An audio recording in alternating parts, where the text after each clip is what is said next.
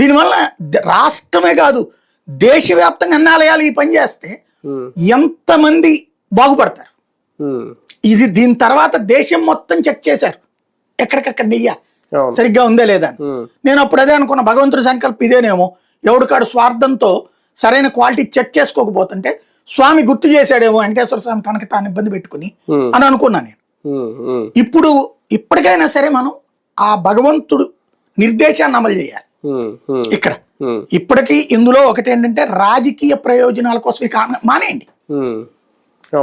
నిజంగా గనక వైఎస్ఆర్ కాంగ్రెస్ పార్టీ పాపం చేస్తుంటే మీరు సిట్టు వేసింది, మీరు వేసిన సిట్టుకి సుప్రీంకోర్టు వేసిన సిట్టు, ఆ సుప్రీంకోర్టు వేసిన సిట్టు సిబిఐ ఆధ్వర్యంలో వేసినటువంటి సిట్టే తేల్చేసింది అక్కడ. Then there is no political issue. రాజకీయ ప్రేరేపిత కథలేం నడవల.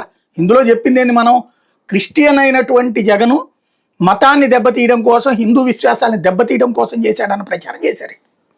అదేం తేలలేదు కదా, జగన్ పేరేం పెట్టలేదు కదా. లేదు వైసీపీకి సంబంధించిన వాళ్ళు డబ్బుల కోసం చేశారు, అది లేదు కదా. అందులో ఉద్యోగులు తప్పు చేశారని ఉంది, ఉద్యోగుల వరకే పెట్టారు. ఇక అప్పన్న అనేటటువంటి వాడు వైవి సుబ్బారెడ్డి పిఏ అన్నది వీళ్ళు రాశారు.